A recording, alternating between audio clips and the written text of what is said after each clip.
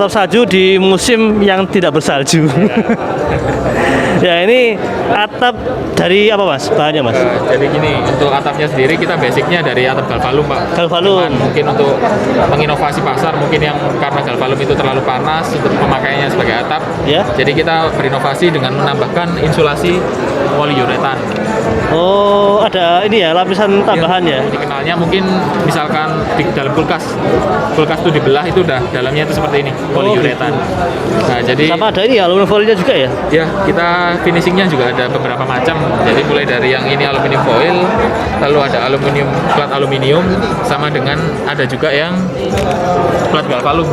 Oh, plat galvalum langsung. Ya jadi untuk 3 varian ini punya fungsinya masing-masing untuk di projectnya. Iya, iya. Seperti yang ini, untuk yang aluminium foil ini biasanya diperuntukkan di residensial yang membutuhkan plafon.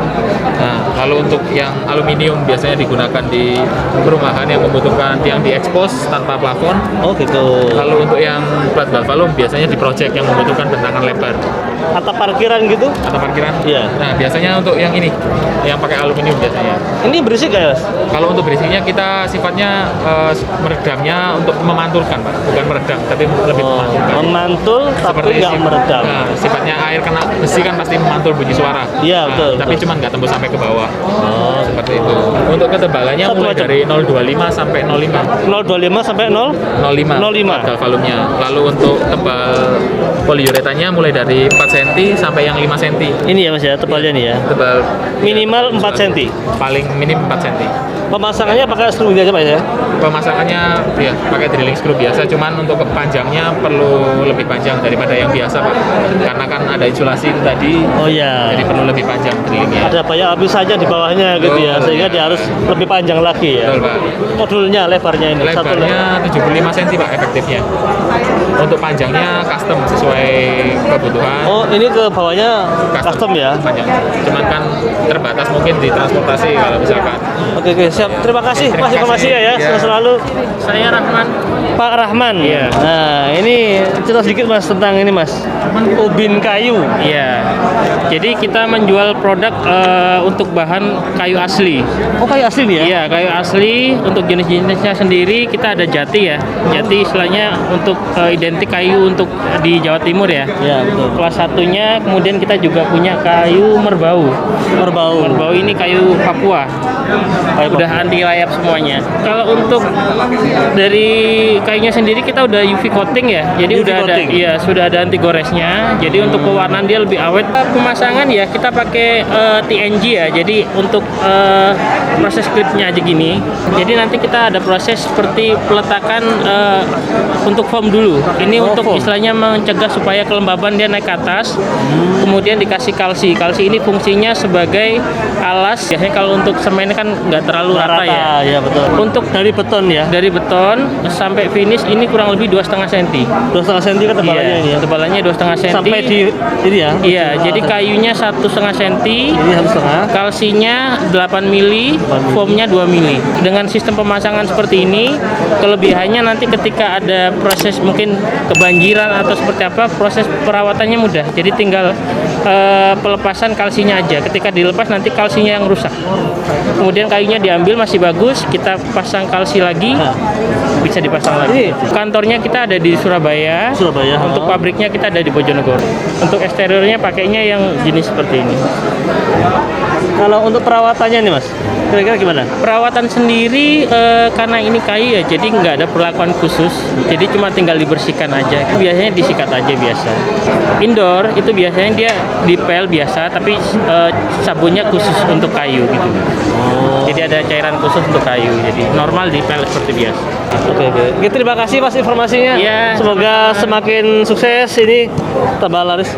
Iya, terima kasih. Oke, kita berlanjut ke booth berikutnya. Tadi kita sudah sampai di Ubin Kayu, sekarang kita masuk ke booth berikutnya.